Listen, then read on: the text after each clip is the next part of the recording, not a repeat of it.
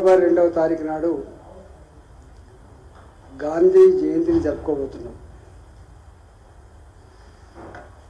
గాంధీ గారు గ్రామ స్వరాజ్యాన్ని మొట్టమొదటిగా ప్రవచించినటువంటి మానవుడు ఆయన. గ్రామాలు బాగుంటేనే రాష్ట్రం బాగుంటుంది, రాష్ట్రాలు బాగుంటేనే దేశం బాగుంటుందని చెప్పి గ్రామ స్వరాజ్యం పేరిట వారు అనేక రకాల కార్యక్రమాలు చేసి దేశానికి ఆదర్శంగా నిలిచిన మానవుడు గాంధీ గారు. గతంలో ఉన్నటువంటి ప్రభుత్వం గ్రామాలు బాగుండాలని చెప్పి అనేక రకాల కార్యక్రమాలకు శ్రీకారం చుట్టింది. గ్రామ పంచాయతీ భవనాలు పక్కగా ఉండాలి, గ్రామ పంచాయతీలో పనిచేసే సిబ్బందికి మంచి జీతాలు రావాలి, సర్పంచ్లకు కూడా గౌరవ వేతనం రావాలి,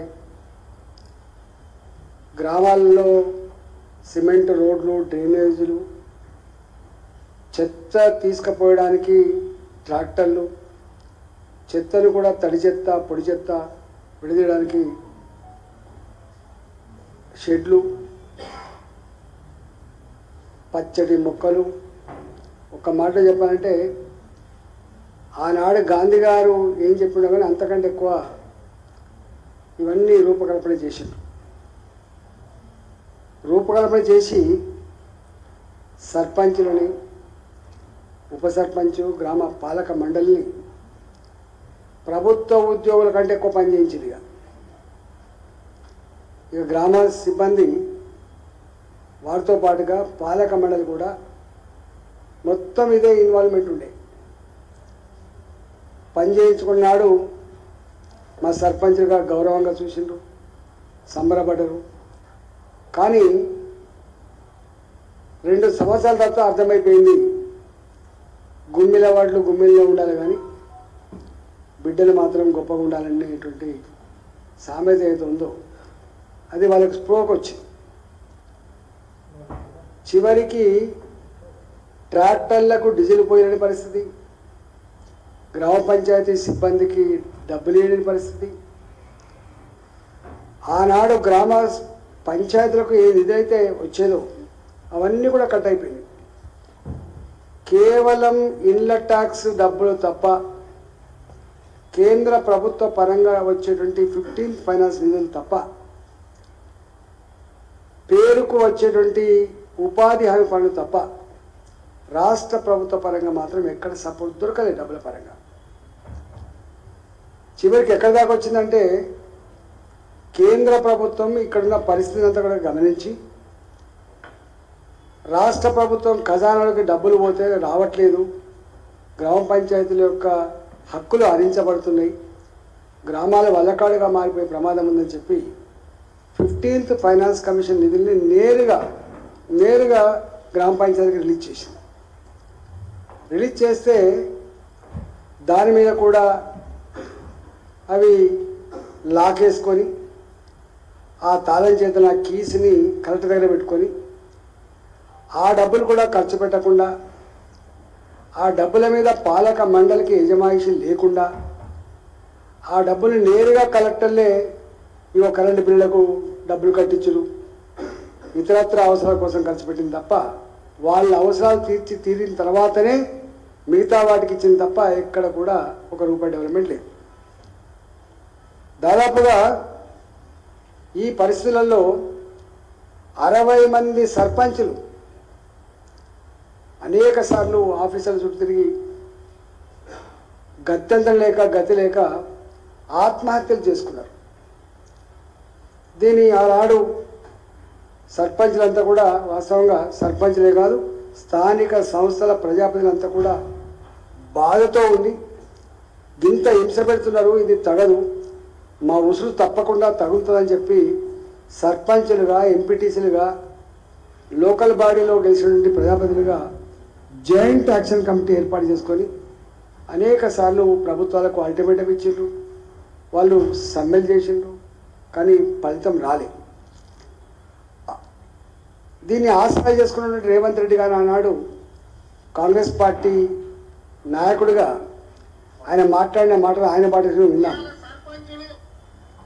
రాష్ట్ర ప్రభుత్వం ఒత్తిడి మేరకు ప్రకృతి వనాలు కావచ్చు, శ్మశాన వాటికలు కావచ్చు, రైతు వేదికలు కావచ్చు, గ్రామాలలో సీసీ రోడ్లు కావచ్చు, డ్రైనేజ్ వ్యవస్థ కావచ్చు, పారిశుద్ధ్య కార్మికుల జీతాలు కావచ్చు, హరితహారం పేరు మీద నాటిన చెట్లకు నీళ్లు పోసే విషయంలో కావచ్చు, ఉపాధి హామీ ద్వారా ఉపాధి హామీ పథకంలో భాగంగా మంజూరు చేసిన నిధులను వినియోగించడంలో కావచ్చు, ఖాతాలలో పడ్డ నిధులను సక్రమంగా వినియోగించే విషయంలో కావచ్చు, వివిధ మార్గాల ద్వారా వచ్చే నిధుల కేటాయింపులతో జరిగే అభివృద్ధిని ప్రభుత్వం మీద ఉండే నమ్మకంతో వాళ్ళు ఆస్తులు అమ్మి ఖర్చు పెట్టిండ్రు, అప్పులు చేసి మిత్తికి తెచ్చి ఖర్చు పెట్టిండ్రు.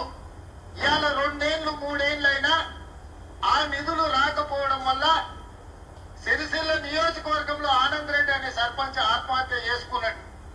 ఒక్క ఆనంద్ రెడ్డి కాదు, ఇవాళ తెలంగాణ రాష్ట్రంలో గ్రామాలలో ప్రతి పౌరుడిగా గౌరవింపబడే సర్పంచులు 60 మంది ఆత్మహత్యలు చేసుకున్నారు.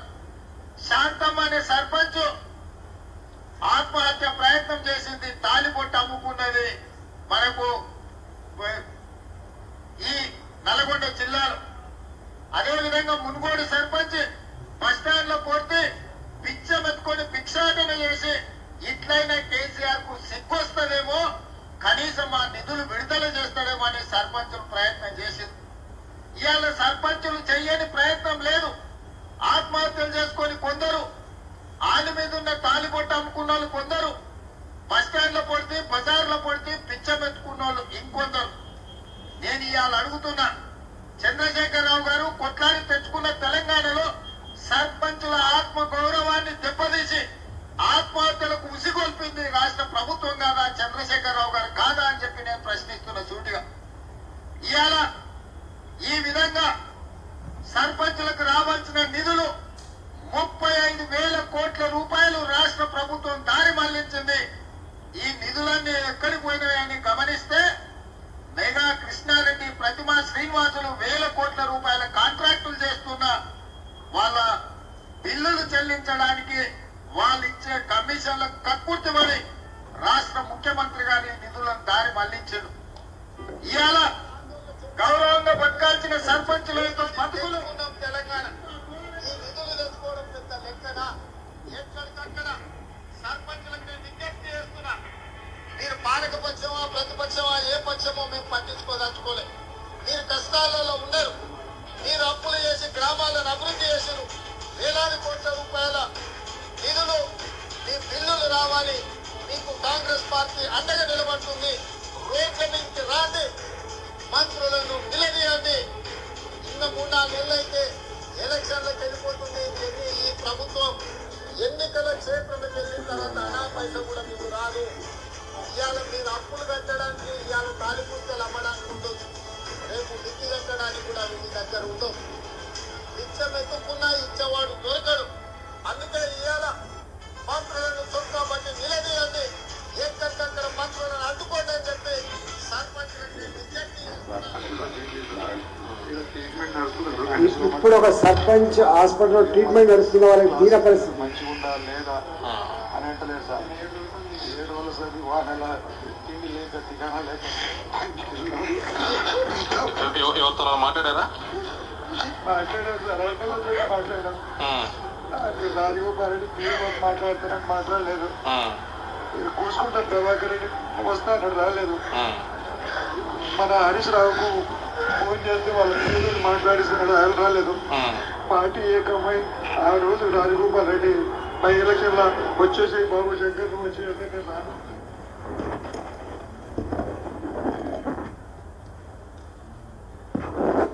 ఇట్లా 9 నెలలు కాంగ్రెస్ పార్టీ అధికారం చెలాయించింది. కానీ ఆయన ఆనాడు మాట్లాడిన ఒక్క మాట కూడా అమలు కాకపోగా పేనన్ని నుంచి పోయినబడ్డట్టుగా ఫీల్ అవుతున్నారు. ఇంతకుముందు వాళ్ళు మాట్లాడుతున్నటువంటి మాటలు ఒక సర్పంచ్గా నాకు రావాల్సిన నిధులు రాలేదు, నేను దవాఖాన పాలైన చావు బతుకుల్లో ఉన్న నా బిల్లులు పే చేయమని చెప్పి ప్రాధేయపడుతున్నటువంటి ఆ మాట యావత్ సమాజం ఇవాళ మొత్తం సర్పంచులుగా పనిచేసినటువంటి దీనావస్థకు ప్రతిరూపం అది. నేను రేవంత్ రెడ్డి గారిని సూటిగా అడుగుతాను.